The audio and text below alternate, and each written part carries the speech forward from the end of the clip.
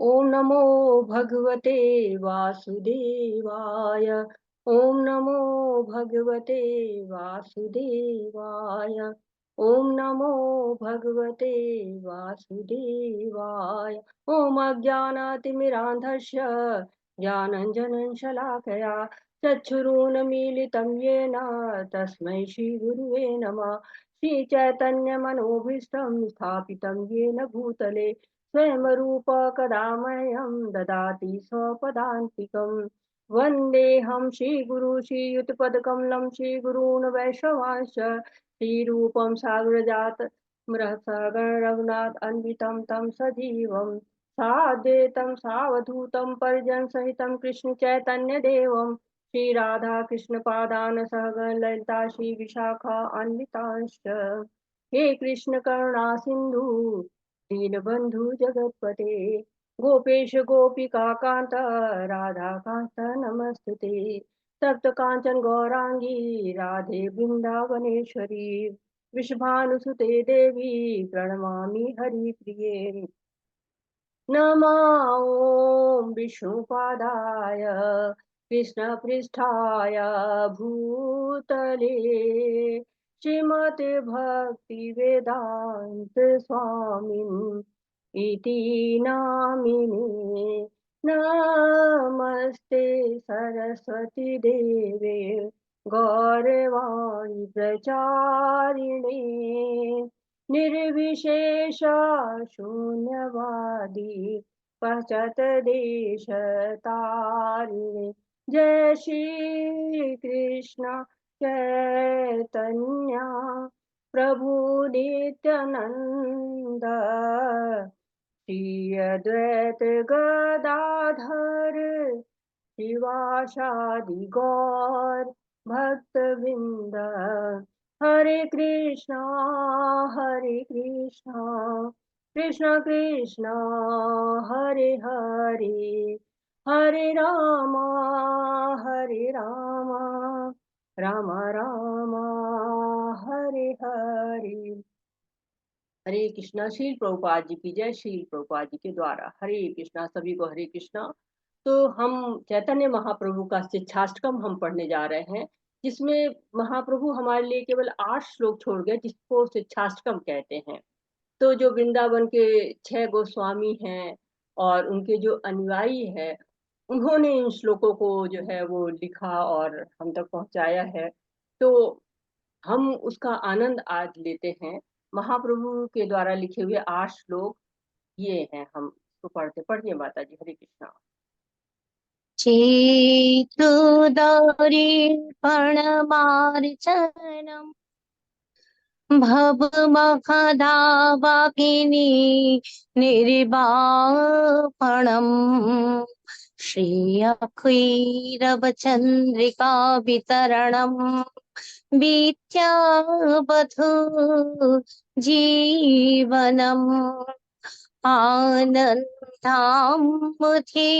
भरिथनम् प्रतिपदङि पूर्णामृता स्वादनम् शर्वात्मा श्नपनङि परङि विजयते श्रीकृष्ण संकीर्तनम्। तो क्या कह रहे हैं भगवान इस जो है महाप्रभु हमारे लिए कि जो ये कृष्ण का संकीर्तन हो, इसकी परम विजय हो, जो हृदय में वर्षों से संचित मल का मार्जन करने वाला तथा बारंबार जन्म मृत्यु रूपी दावानल को शांत करने वाला है। तो ये जो है दर्पण को मांजता है, जो हमारे चित्त का जो में धूल जमी हुई है, जो कलमश जमे हुए हैं, उनको बार बार जो है वो साफ करता है। जितना हम जो है श्री कृष्ण का संकीर्तन करते हैं, हमें जन्म मृत्यु की जो महादावाग्नि, सबसे बड़ी अग्नि जो है, उसको बुझाता है। तो संकीर्तन क्या है? परम वरदान है। मंगल रूपी चंद्रिका का वितरण करता है। मंगल होता है इससे। जो चंद्र होता है वो बहुत चांदनी बिखेरता है, वैसे मंगल होता है उससे। ये मंगल रूपी चंद्रिका है। यह समस्त दिव्य ज्ञान रूपी विद्या का जीवन है। यह दिव्य आनंद को की सागर को विधि करने वाला है, जिसके लिए हम सदैव आतुर रहते हैं। यह अमृत का पूर्ण रूप से आस्वादन करने में हमें समर्थ बनाता है, जो भगवान का जो है रूपी अमृत है, जो भगवान का नाम, रूप, गुण, लीला रूपी अमृत है, उसका आस्वादन हम इसके द्वारा कर सकते हैं, संकीर्तन यज्ञ के द्वारा। हरे नामे नाम खारी बखथा निज शरीब शक्ति सत्रार्पिता नियमित स्मरणेन कालका एतादृशी तव कृपा भगवनि ममापि दुर्दैवमिदेशम् इहा जनी ीलानुरागा।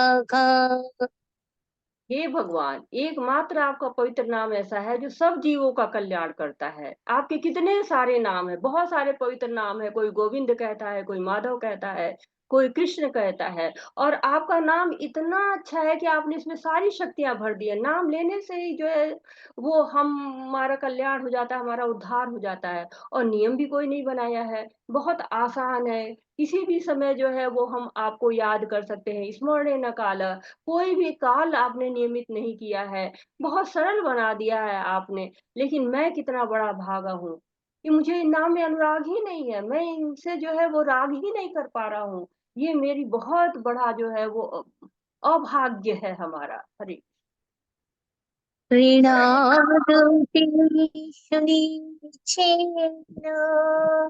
करोरोपि सहिष्णुना अमानिना मनदिन कीर्तनिया सदा हरि। तो जब कीर्तन करते हैं, भगवान के नाम का कीर्तन करते हैं, तो क्या होता है, विनम्र हो जाते हैं, विनम्रता का गुण हम में आ जाता है। हमको विनम्र होके भगवान के नाम का कीर्तन करना चाहिए। अपने आप को तिल से भी, जो घास होती है उससे भी छोटा समझना चाहिए, और वृक्ष से भी सहनशील होना चाहिए। क्यों? जैसे वृक्ष होता है, उसको मारिए, लोग पत्थर मारते हैं तब भी क्या देता है? फल देता है। तो अहंकार की भावना ने, अमानिना, मान ही नहीं होना चाहिए कि कोई हमको मान दे, कोई हमको आदर दे, कोई हमको यश दे, कोई हमको सम्मान दे। इस सब से जो है वो हमें ऊपर उठ जाना है। और उस अवस्था में हमें जब भगवान का कीर्तन करते हैं, तो भगवान आप जो है वो हमारे पास ही रहते हैं। न धनं जननी न सुन्दरी कवितामिव जगदीश कामये मम जन्मनि जन्मनीश्वरी भवदाद् भक्ति अहेतुकी त्वयि।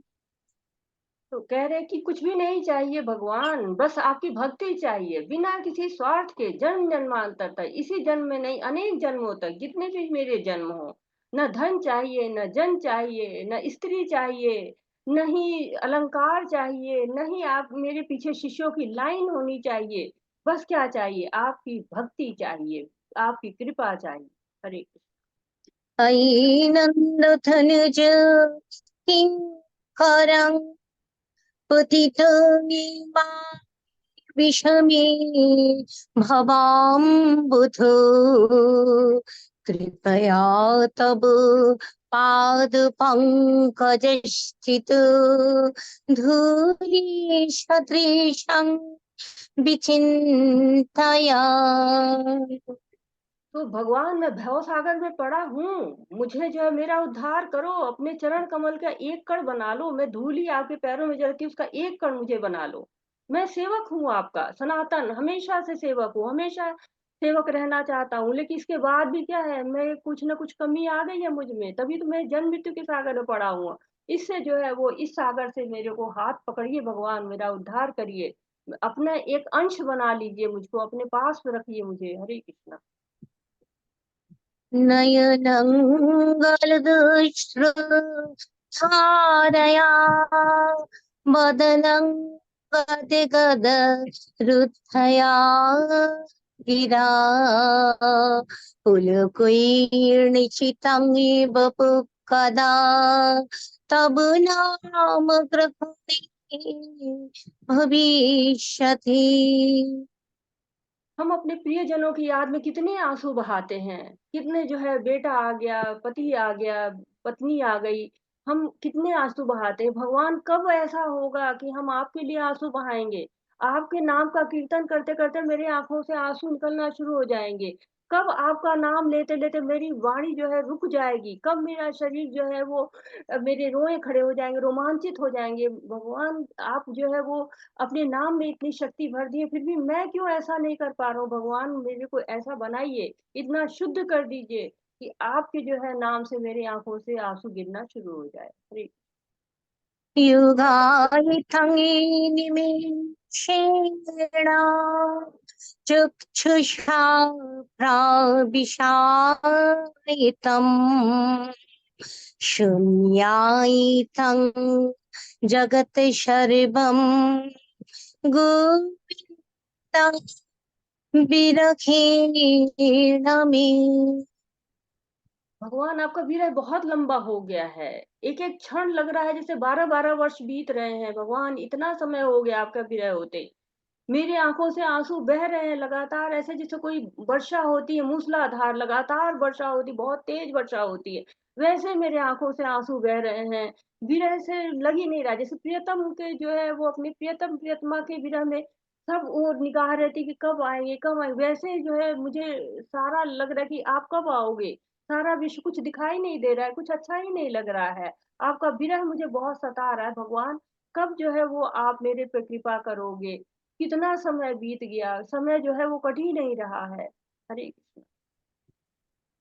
अश्लीशुभादरतं विनश्येतु माम् अदर्शनान् मरिमहतां करोतु वा यथा तथा वा विदधातु लम्पटु मत्प्राणनाथं क्षयेव परग।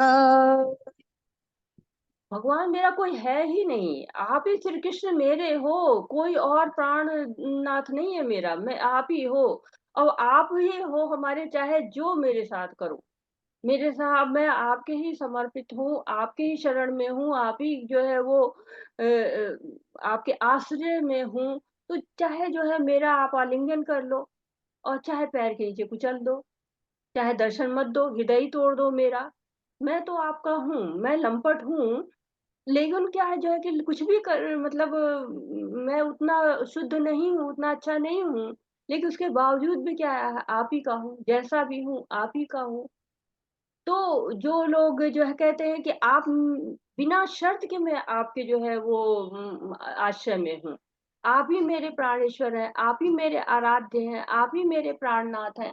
तो जो है चैतन्य महाप्रभु की बिल्कुल जो है वो कहते हैं कि अ, प्रेम में ओत-प्रोत, प्रेम से भरी हुई जो है ये श्लोक है, भगवान के लिए कितना विरह है उनके अंदर और कितना जो है वो क्या कहते हैं आकुलता है कि हाँ भगवान आइए मेरे पास आइए जो है वो मेरे को संभालिए मैं जैसा भी हूँ आपका ही हूँ आपका ही दर्शन चाहता हूँ आपके ही जो है वो शरण में रहना चाहता हूँ तो ये 8 श्लोक जो है वो भगवान चैतन्य महाप्रभु जो स्वयं श्री कृष्ण कहे गए हैं और भागवतम में भी इसका वर्णन है कि भगवान श्री कृष्ण के ही वो अवतार हैं स्वयं श्री कृष्ण ही हैं उनकी ये 8 श्लोक हैं और ये 8 श्लोक सबको याद करना चाहिए। बहुत सुंदर श्लोक हैं, इनको पढ़ना चाहिए। हरे सभी लोग साथ में करेंगे संकीर्तन चैतन्य महाप्रभु जी का किया हुआ है।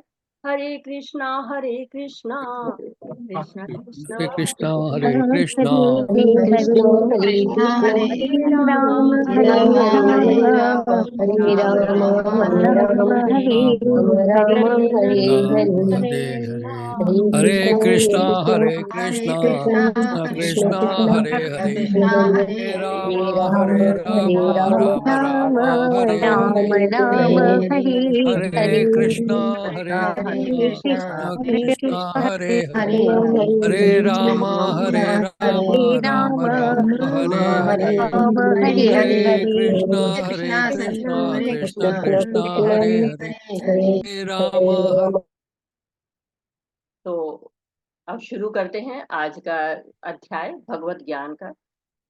ये जो भगवत ज्ञान 7वां अध्याय भक्ति शुरू हो गई, भक्ति का अध्याय आया है और भक्ति का आज हमने शिक्षाष्टकम पढ़ा। बहुत सुंदर जो है अष्टम 8 श्लोक को हमने आज पढ़ा। और अब जो भगवत गीता है उसको 3 भागों में बांट दिया गया है। कर्मयोग पहली इकाई 1 से 6 जो हम पढ़ चुके हैं। अब भक्ति योग 7 से 12 और इसके बाद ज्ञान योग 13 से 18। तो अभी तक हमने कर्म योग पढ़ा है, जैसे कर्मों के फल को भगवान को अर्पित करके हम भक्ति कर सकते हैं। और ये 7 से 12 अध्याय क्या है, क्रीम की तरह से, जैसे बिस्किट होते हैं ना, बिस्किट के 2 परतें होती है, उसके बीच में क्रीम होता है। तो वैसे 13 से 18 एक परत है और 1 से 6 एक परत है और उसके बीच में 7 से 12 अध्याय क्रीम की तरह से। अगर भगवत गीता को संदूक मान लीजिए तो जो ऊपर के ढक्कन होता है वो 1 से 6 है और नीचे का जो संदूक का पार्ट होता है वो 7 से 18 है, निचला भाग। और जो बहुमूल्य होता है उसमें बहुत संभाल के संदूक के अंदर रख दिया जाता है, वो भक्ति योग होता है। तो भगवत गीता को पढ़ने का मुख्य उद्देश्य क्या होता है, भगवान की भक्ति होती है। तो भक्ति करने का ही ढंग है, चाहे कर्म के द्वारा भक्ति करें या ज्ञान के द्वारा भक्ति करें। लेकिन भक्ति करने जो छठा अध्याय था, छठे अध्याय में जो आखिरी श्लोक जो दिया गया था वो भक्ति का था। भगवान ने पूरा कर्म योग बताया और कर्म योग के बाद उन्होंने छठे अध्याय का जो 47वां श्लोक था, योगी नाम अपि सर्वेशम मद गतेन अंतरात्मना श्रद्धावान भजते यो मा स मे युक्त तमो मता। तो चारों योग, चारों जो सीढ़ियां हैं, चाहे कर्म योग हो, चाहे ज्ञान योग हो, चाहे अष्टांग योग हो या भक्ति हो, सब में भक्ति योग श्रेष्ठ है। तो भक्ति शुरू हो गई 6.47 से भक्ति के बारे में बताया गया। तो ये जो श्लोक, पहला श्लोक है, इसको पढ़ते हैं फिर इसके बारे में बात करते हैं। हरे कृष्णा। कौन पढ़ रहा है श्लोक? हरे कृष्ण माता जी। पढ़िए। ओम श्री परमात्मने नमः। अथ सप्तमोऽध्यायः। श्रीभगवानुवाच मय्यासक्तमना पार्थ योगं युञ्जन्नि मदश्रयः असंशयं समग्रं मां यथा गच्छसि तच्छृणु। श्री भगवान ने कहा, हे पिता पुत्रो, अब सुनो कि तुम किस तरह मेरी भावना से पूर्ण होकर और मन को मुझ में आसक्त करके योगाभ्यास करते हुए मुझे पूर्णतया संशय रहित जान सकते हैं। हरे कृष्ण। हरे कृष्ण। बहुत सुंदर श्लोक है ये और प्रभुपाद जी का बहुत प्रिय श्लोक है। प्रभुपाद जी ने सबसे ज्यादा जो क्लास ली है वो इसी जो है श्लोक से ली है, सबसे ज्यादा क्लास उनकी हुई है। मान लीजिए कि कोई विषय नहीं विशेष है, कहीं गए और बोलना है तो वो इसी श्लोक को कहते थे। और आप भी से भी जब कोई कहता है कि भगवत गीता समझाओ तो इसी श्लोक से शुरुआत कर सकते हैं। बहुत सुंदर श्लोक है और इसमें क्या क्या बातें की गई हैं, इसको भी हम देखते हैं कि बहुत सुंदर सुंदर बातें की गई हैं। कि मैया सक्त मना पाठ, क्या करना है, मुझ में आसक्त हो जाना है। जो है पार्थ, जो पिता का जो है वो कुंती का एक नाम पृथा था, उनके पुत्र जो है पार्थ, कुंती के पुत्र, जो मुझ में आसक्ति रहता है। तो भगवान बता रहे आसक्ति रखनी कहाँ है, भगवान में रखनी है। जहाँ आसक्ति है हम वहीं जुड़ते हैं। तो आसक्ति भगवान में रखेंगे तो भगवान में जुड़ेंगे। योग जन्म दाश्रय, योगाभ्यास करते हुए मुझको पूरी तरह से जान जाओगे, जो भक्ति योग करते हुए पूरी तरह से जान जाओगे। तो जो भी भक्ति करता है वो भगवान को जान जाता है। जो भगवान का आश्रय ले लेता है, योग जन्म पदाश्रय, मेरा आश्रय जो ले लेता है वो क्या करता है, असंशयम समग्रम माम, असंशय हो जाता है, पूरी तरह से संशय रहित, कोई संशय रह ही नहीं जाता है उसका। भगवान सारे संशय को समाप्त कर देते हैं, समग्रम पूरी तरह से समाप्त कर देते, थोड़ा बहुत नहीं, पूरी तरह से समाप्त कर देते हैं। यथा ज्ञा शशि तच्छुरु। तब जो है वो सुनो मुझको, संशय रहित होकर तुम सुनो मुझको, तत्शृणु बहुत इम्पोर्टेंट शब्द है, सुनो मुझको, क्योंकि सुनना बहुत जरूरी है। आज के समय में सुनना बहुत मुश्किल है, लोग सुनना नहीं चाहते, बोलते तो बहुत है, सुनना नहीं चाहते। तो सुनना, सुनेंगे तब भगवान की महत्ता का ज्ञान होगा। भगवान जो 18वें अध्याय में भी कहते हैं, श्रद्धावानन शूयश्च शून्यादापि यो नरः सो अपि मुक्त शुभान लोकान प्रापनुयात् पुण्य कर्मणा। जो श्रद्धा से सुनते हैं, भगवान उनके सारे पाप मुक्त कर देते हैं, उच्च लोक में भेज देते हैं। तो भगवान की वाणी को श्रद्धा से, मन से, दृढ़ता से सुनना है, क्योंकि कलयुग में लोग का ध्यान बहुत विचलित होता है। जो ध्यान को जो है रखना, स्थिर रखना बहुत मुश्किल है। लेकिन अगर हम श्रवण करते हैं, जो भगवान की भक्ति की 9 विधियां होती हैं, उन 9 विधियों में से एक विधि जो सबसे पहली है, वो श्रवण है। श्रवणम कीर्तनम विष्णु स्मरणोपाद सेवनम अर्चनम वंदनम दास्यम साख्यम आत्मनिवेदनम। तो भगवान की भक्ति जो है 9 विधि से होती है। इसमें से एक विधि श्रवण का परिचित करा रहे हैं, जिसका प्रयोग परीक्षित महाराज ने किया था, अर्जुन ने किया था। सुनने, उन्होंने ध्यान से सुना भगवान की बात को। तो भगवान की बात को सुनना बहुत जरूरी होता है। जितना सुनेंगे उतना ज्यादा हम भगवान में रमते चले जाएंगे, उतना ज्यादा हम भगवान से जुड़ते हुए चले जाएंगे। तो छठे अध्याय के अंत में भगवान ने बता दिया कि कर्म योग, ज्ञान योग, ध्यान योग, अष्टांग योग में सबसे ज्यादा भक्ति योग सर्वश्रेष्ठ है। तो भक्त क्या करता है, क्यों? हमेशा वो चिंतन करता है, श्रवण करता है, इसलिए जो है वो सबसे ऊपर होता है। भगवान की भक्ति दुर्लभ है, बहुत लोग प्रयत्न करते हैं, लेकिन बहुत कम ही लोग वहां तक पहुंच पाते। तो श्रवण का बहुत महत्व है, और श्रवण का महत्व सब भक्ति में सबसे पहले आता है। और जो है प्रहलाद महाराज ने दिया है भक्ति की 9 विधियों में, और यहाँ पर भी भगवान उसकी महत्ता को बता रहे हैं। हरे कृष्ण। ज्ञानं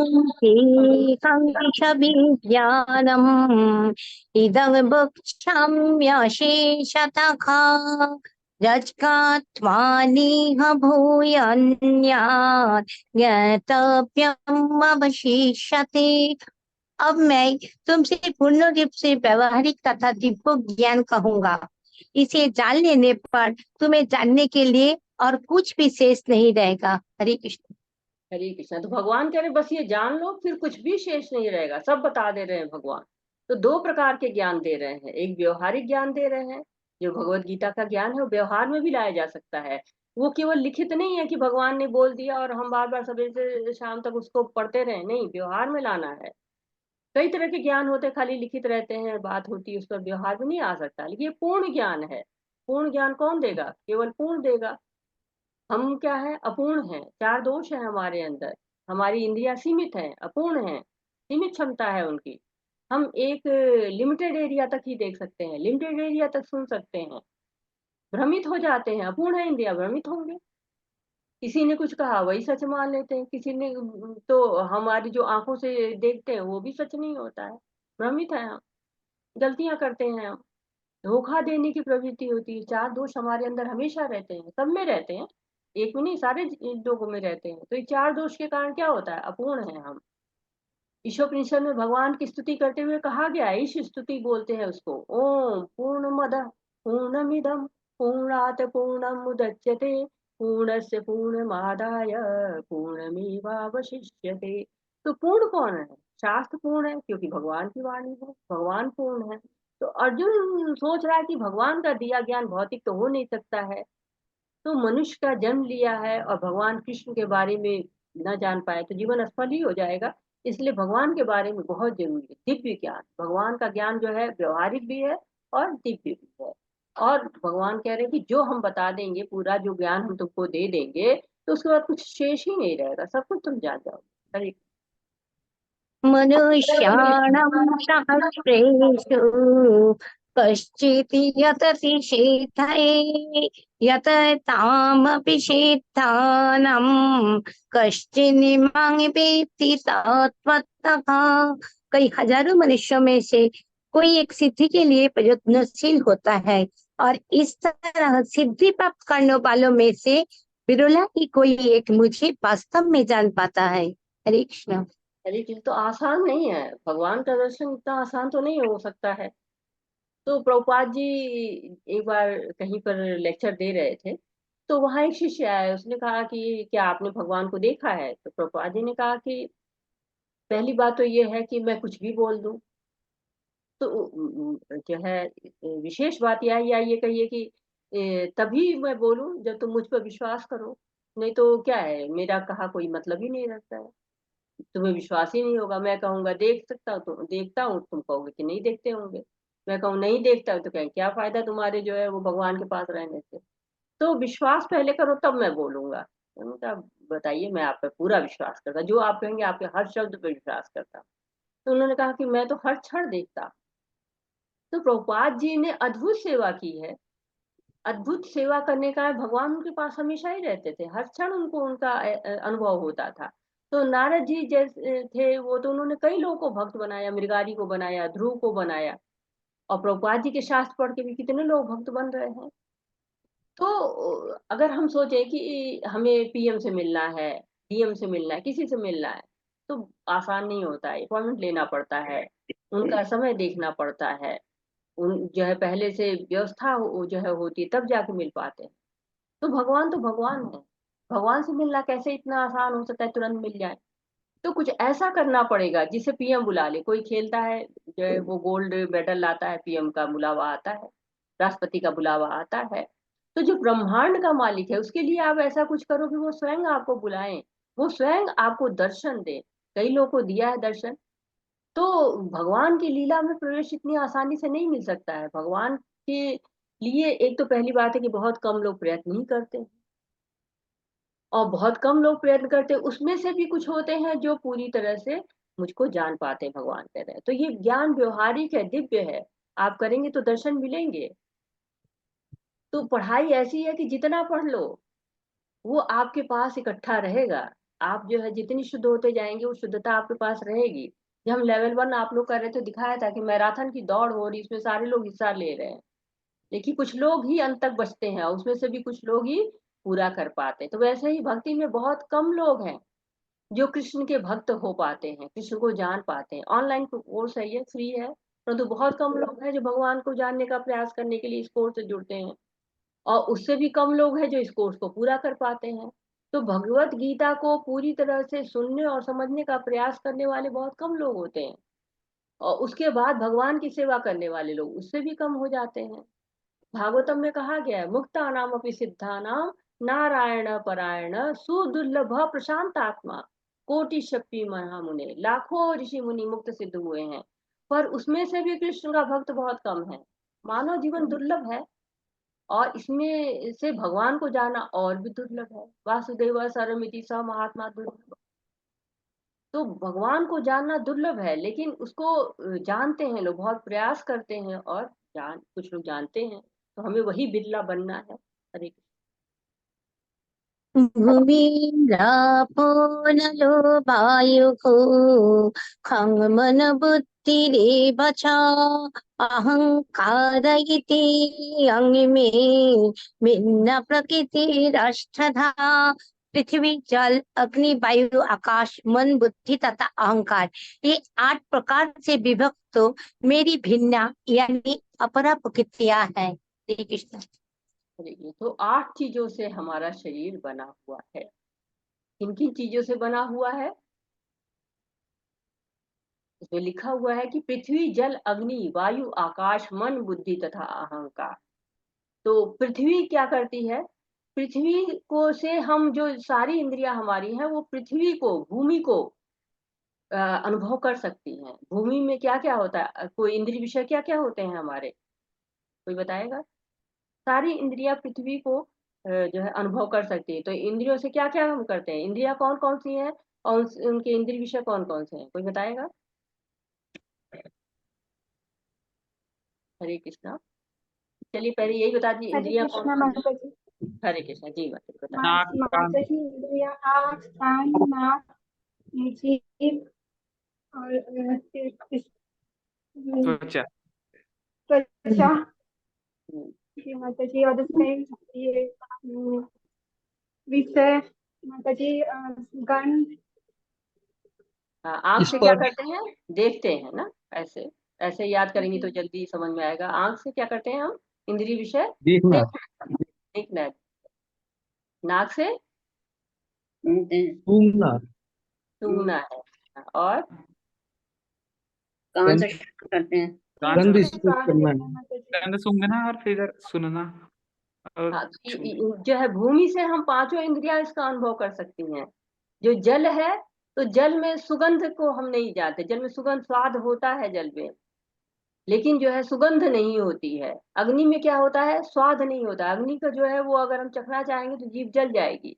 वायु को हम देख नहीं सकते, उसको सूंघ सकते हैं, चख सकते हैं, अनुभव कर सकते हैं। और आकाश, आकाश तो विज्ञान क्या कहता है? आकाश तो खाली है, लेकिन वैदिक जो शास्त्र है उसने स्वीकार किया है कि नहीं, आकाश में भी शक्ति है। आकाश न हो तो ध्वनि ही नहीं रहेगी। तो जो विज्ञान है वो इस बात को मानता है कि हाँ, वो विज्ञान चार चीजों को मानता है, आकाश को नहीं मानता है। लेकिन अब धीरे धीरे उसने अपनी गलती को स्वीकार करके मानना शुरू कर दिया है। तो ये 8 प्रकार से, जो ये पृथ्वी, जल, अग्नि, वायु और आकाश, ये क्या स्थूल तत्व हैं। मन, बुद्धि तथा अहंकार ये क्या है? सूक्ष्म तत्वों का निर्माण करते हैं। और इनसे क्या बनता है? हमारा शरीर बनता है। ये अपरा शक्ति है। अपरा शक्ति क्या करती है? अपरा शक्ति, इस भगवान जो है वो ये इसके द्वारा इस भौतिक जगत को संचालित करते हैं। ये दो शक्तियां होती है भगवान की। एक अपरा शक्ति होती है, दूसरा पराशक्ति होती है। तो अपरा शक्ति भौतिक जगत को संचालित करती है और पराशक्ति भगवान की आध्यात्मिक शक्ति है। तो भगवान जो है वो कहे हैं कि मैं, इससे पहले वाले श्लोक में क्या कहा था? ज्ञानते ही सविज्ञानम इदम वक्ष्यामि अशेषता। मैं तुमको वो बताऊंगा जो कुछ भी अशेष नहीं रहेगा। तो भगवान इसलिए अपनी दोनों शक्तियों को बता रहे हैं, प्रत्यक्ष ज्ञान और दिव्य ज्ञान दोनों को बता रहे हैं। तो भगवान ज्ञान और विज्ञान दोनों को जो है यहाँ पर बता रहे हैं। तो यहाँ पर अपनी जड़ सृष्टि को उन्होंने बताया है कि पृथ्वी, जल, वायु, आकाश और अग्नि, ये पांच तत्व मिलके पंच महाभूत बनते हैं, पंच महाभूत कहे जाते हैं। और मन, बुद्धि और अहंकार क्या होता है? ये 8 मिलाकर भगवान की भिन्ना प्रकृति या अपरा प्रकृति है। भगवान देखिए 2 लाइन में कितनी बड़ी बात कह जाते हैं।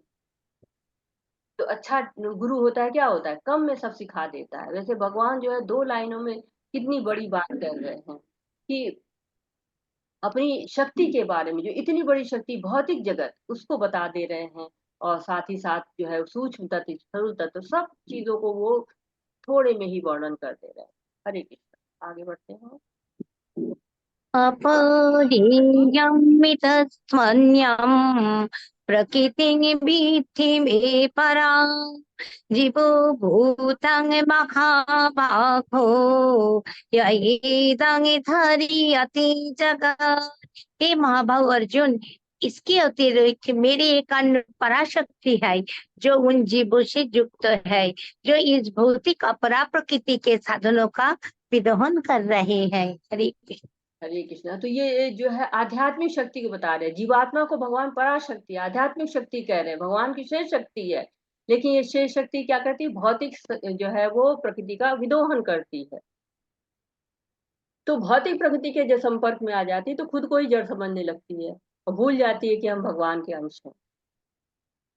जैसे एक कार होती है, उसको चलाने के लिए ड्राइवर जरूरत होती है, वैसे शरीर होता है, उसको चलाने के लिए जीवात्मा की जरूरत होती है। और हर जीव में भगवान जो है परमात्मा के रूप में भी विद्यमान रहते हैं। लेकिन होता क्या है, जैसे शेर का बच्चा होता है, कुत्तों के साथ रहता है तो खुद को कुत्ता ही समझने लगता है। वैसे ही जीवात्मा भौतिक संपर्क, भौतिक प्रकृति के साथ रहती है तो खुद को पदार्थ ही समझने लगती है। जैसे बारिश होती है, उसकी वर्षा हो रही है, बारिश हो रही है, बूंद गिरी, मिट्टी के संपर्क में आई तो क्या हो जाता है? समाप्त हो जाती है। लेकिन वही बारिश की बूंद सीप के संपर्क में आती है तो मोती बन जाती है। वैसे ही जीव क्या है? भौतिकता के संपर्क में आता है तो भौतिक हो जाता है, भगवान के संपर्क में आता है तो आध्यात्मिक हो जाता है। हरे कृष्ण। एतति योनीनि भूतानि सर्वाणीत्युपधारय अहं कृष्णस्य जगतः प्रभवो प्रलयस्तदा। सारे प्राणियों का उद्गम इन दोनों शक्तियों में है। इस जगत में जो कुछ भी भौतिक तथा आध्यात्मिक है उसकी उत्पत्ति तथा प्रलय मुझे ही जानो। हरे कृष्ण। हरे कृष्ण। तो भगवान क्या करे? सब कुछ मेरे कारण ही है। कारण मेरे कारण ही जो है वो सारी जो है अपराशक्ति भी चल रही है, पराशक्ति भी चल रही है, सब मैं ही कारण हूँ। ईश्वर परमा कृष्ण सच्चिदानंद विग्रह। तो भगवान ही जो है सर्व कारण कारण है। सारे प्राणी के उद्गम है, जो है भौतिक हो, आध्यात्मिक हो, इनका विनाश भी मेरे के कारण है और इनकी सृष्टि भी मेरे ही कारण है। हरे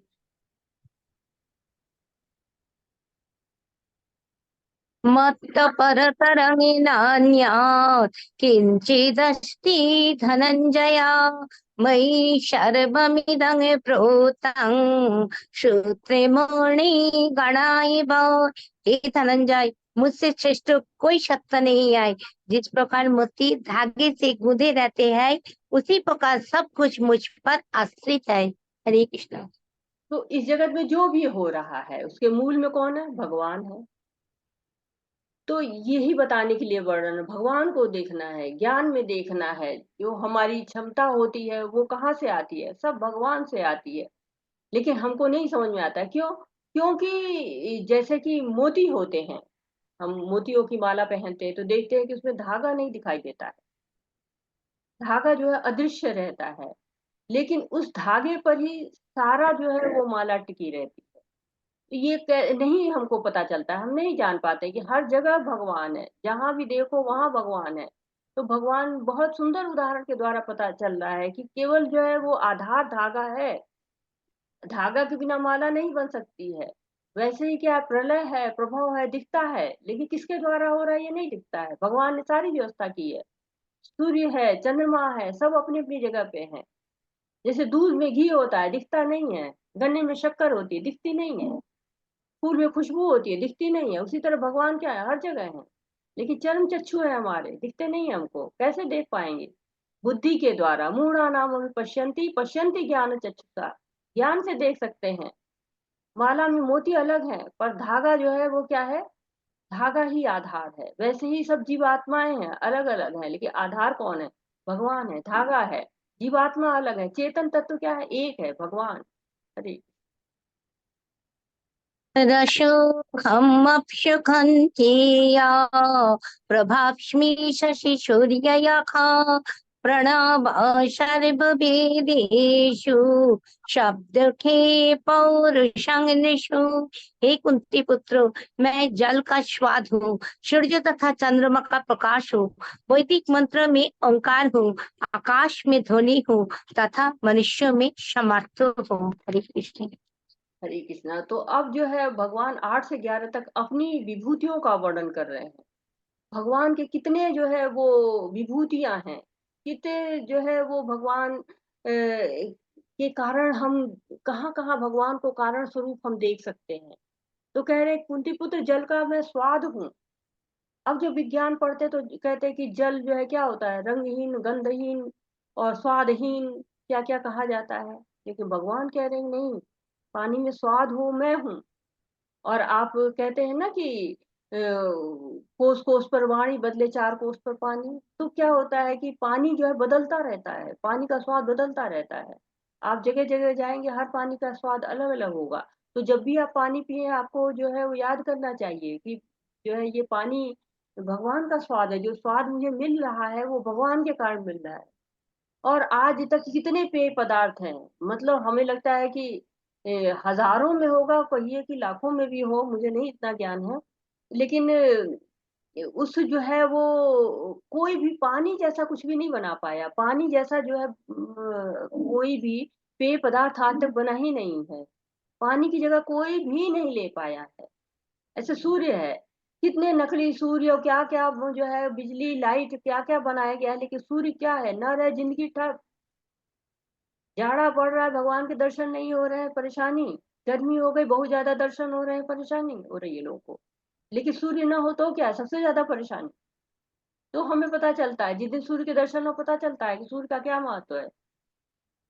और जब सूर्य बहुत तेज चमकते तो हम कहते हैं भगवान थोड़ी कृपा करो, सूर्य देवता थोड़ी कृपा करो। ऐसे वैदिक मंत्रों में क्या है? ओम है। सारे वैदिक मंत्र जो भी हैं, सबका आरंभ किससे होता है? ओम से। ओम नमो भगवते वासुदेवाय। गायत्री मंत्र ओम से। ओम नमो नारायण। कितने भी मंत्र हैं आपको आते होंगे, कई मंत्र आते होंगे। जिनके मंत्र में ओम है, सब में ओम होता है। आकाश में क्या होता है? ध्वनि है। आकाश न रहे तो ध्वनि सुनाई न दे, हम लोग बहरे हो जाएं, बहरे की तरह से काम करें, कुछ भी ना सुन पाए और बोल ना पाए, बोल भी नहीं पाएंगे, सुन नहीं पाएंगे तो बोलेंगे कैसे? ऐसे मनुष्यों में सामर्थ, जो सामर्थ है, जिस बल पे हम बहुत जो है अपने आप को बलशाली समझते हैं, वो बल का आता कहाँ से है? भगवान से आता है। सबके मूल में परमात्मा होते हैं।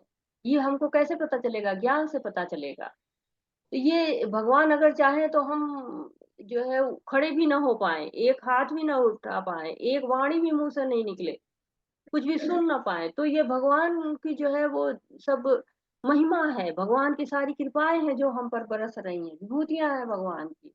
हरे कृष्ण।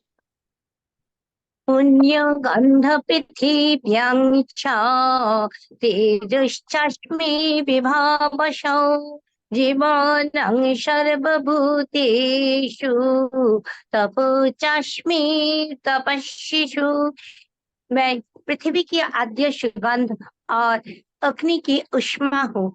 मैं समस्त जीवों का जीवन तथा तपस्वियों का तप हूँ। हरे कृष्ण। हरे कृष्ण। तो भगवान की विभूतियां हैं, पृथ्वी की सुगंध है।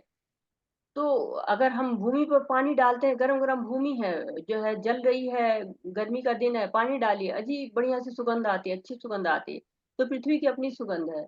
यदि कहीं दुर्गंध आ रही है तो वो पृथ्वी की नहीं है, वो किसी विकार के कारण है। अग्नि में तेज है, भगवान के कारण है। अग्नि पेट में भी है, वैश्वानर कहा जाता है उसको। भगवान जो है वो पेट में अग्नि के रूप में, वैश्वानर के रूप में पचाते हैं उसको। तो चाहे साधारण अग्नि हो, चाहे पेट की अग्नि हो, कहते हैं ना कि पेट की अग्नि को जो है बुझाना बहुत मुश्किल होता है। तो सारी अग्नि कहाँ से आ रही है? भगवान से आ रही है। जीवों का जीवन भगवान है। सो रहे हैं हम, लेकिन सारी क्रियाएं हो रही हैं हमारी। सांस ले रहे हैं हम, दिल धड़क रहा है हमारा, तो कहाँ से हो रहा है? भगवान के कारण हो रहा है। हमने तो कोई ऑटोमेटिक मशीन नहीं लगाई हुई है। तो जीवों को जीवन कहाँ से मिल रहा है? भगवान के द्वारा मिल रहा है। एक सांस बंद हो जाए, खत्म जीवन। तपस्वियों का तप कौन सफल कराता है? भगवान कराते हैं। तो भगवान की विभूतियां हैं। हमारे अंदर कितनी कलाएं होती है, कोई पेंटिंग करता है, कोई बहुत अच्छा गाना गाता है, कोई बहुत अच्छा जो है वो नाचता है। तो ये कहाँ से आता है? फूलों में सुगंध है, सब कहाँ से आती है? धूप जो है गर्मी सहन करने की शक्ति कहाँ से आती है? सब भगवान से आती है। भगवान की बहुत सारी शक्तियां हैं जो हमें दिखाई पड़ती है। हरे बीजं इमं सर्वभूतानां विद्धि पार्थ सनातनम्।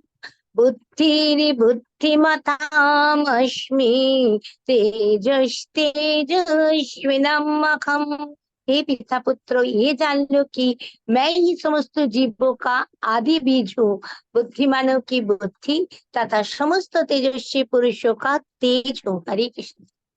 हरे कृष्ण। तो भगवान कह रहे हैं कि मैं सभी पुरुषों का तेज हूँ, आदि बीज हूँ। बीज प्रदाता पिता कौन है? भगवान है। सब हम सबकी संतान हैं। बुद्धि भी कहाँ से आती? भगवान से। ददाम बुद्धि योगम तम। भगवान जो है बुद्धि देते हैं। बुद्धि भी भगवान से आ रही है। हम सोचते कि हम बहुत बुद्धिमान है, लेकिन बुद्धि जो है हमारी स्वयं की नहीं है, भगवान की दी हुई है। देखिए कितने असुर हैं, हिरण्यकश्यपु हैं, बहुत बुद्धि लगाया उन्होंने, बहुत बुद्धि लगा के वरदान मांगा, एक भी नहीं चली। तो भगवान कहते हैं ना कि गति भरता प्रभु साक्षी, निवास शरणम सुत, प्रभो प्रलय स्थानम निधानम बीजम अव्ययम। तो भगवान पालना भी करते हैं, सृष्टि की रचना भी करते हैं। आश्रय भी वही है, आधार भी वही है, अविनाशी बीज भी वही है। सब कुछ सारी विभूतियां कहाँ से आ रही हैं? भगवान से आ रही हैं। हरे कृष्णा। बलं बलवतांगी चाखम कामराग विवर्जितम धर्मा विरुद्ध भूतेषु कामोस्मि भरतर्षभ। मैं बलवानों का कामनाओं तथा इच्छा से रहित बल हूँ। हे भरत श्रेष्ठ अर्जुन, मैं वो काम हूँ जो धर्म के विरुद्ध नहीं है। हरे कृष्ण। हरे कृष्णा। तो बल है और जो है जुनून है, घमंड है, क्या होता है? सब साथ साथ आ जाता है। बल आता है तो होता है मैं ये करूंगा, मैं वो करूंगा, मैं ये कर लूं, मैं वो कर लूं। घमंड आता है, मैंने ये किया, मैंने वो किया। लेकिन बहुत से बलवान ऐसे होते हैं जो अपने बल का बिल्कुल सही स्थान पर प्रयोग करते हैं। जैसे अर्जुन है, वो अपने बल का सही स्थान पर प्रयोग करते हैं। हनुमान जी हैं, उन्होंने अपने बल का सही स्थान पर प्रयोग किया। जो है लंका जला दी उन्होंने। और भगवान कहते हैं वो बल जो है मैं हूँ।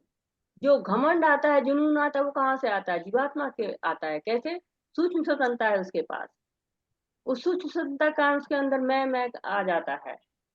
और वो जो कामनाएं जो धर्म के विरुद्ध नहीं है, वो कहते हैं मैं भगवान हूँ। तो विवाह की जो है किया जाता है किस लिए? संतानोत्पत्ति के लिए। क्यों संतान उत्पत्ति करनी है? ऐसा संतान जो है लाना है जो भगवान की पूजा करे, भगवान की भक्ति करे। तो उसके लिए संस्कार किए जाते हैं तरह तरह के। उस चेतना को रखना है कि हम विवाह की चेतना क्या है। इसलिए नहीं है कि हम अपने आनंद के लिए करें, इसलिए करें ताकि हम भगवान की सेवा में इस संतान को ला सकें। पहले तब किया जाता था, गुरुओं का आशीर्वाद लिया जाता था, संस्कार किया जाता था, तब संतान उत्पत्ति होती थी। तो वो संतान क्या होती थी? संस्कारवान होती थी, गुणवान होती थी, और भगवान का भक्त होती थी। तो अब वो सब बंद हो गया है, तो देखिए क्या होता है, संतान भी कैसी कैसी हो रही है। हरे कृष्णा। ये चैव सात्विका भावा राजसास्तमसाश्च ये मत्या एवेति तान् विद्धि न त्वाहं तेषु ते मयि। तुम जान लो कि मेरी शक्ति द्वारा सारा गुण प्रकट होते हैं, चाहे वो सत्व गुण हो, रजोगुण हो या तमोगुण हो। एक प्रकार से मैं सब कुछ हूँ, किंतु हूँ स्वतंत्र। मैं प्रकृति के गुणों के अधीन नहीं हूँ, अपितु वे मेरे अधीन है। हरे कृष्ण। हरे कृष्णा। तो भगवान कह रहे हैं कि 3 गुण हैं, सारे जगत को नचा रहे हैं, ताथैया ताथैया सब जो है धुन पे नाच रहे हैं। लेकिन जो है वो मैं उनसे परे हूँ, मैं इन गुणों से अधीन नहीं हूँ। और जीव को भी क्या करना है? इस गुणों से परे हो जाना है, इन गुणों में लिप्त नहीं होना है।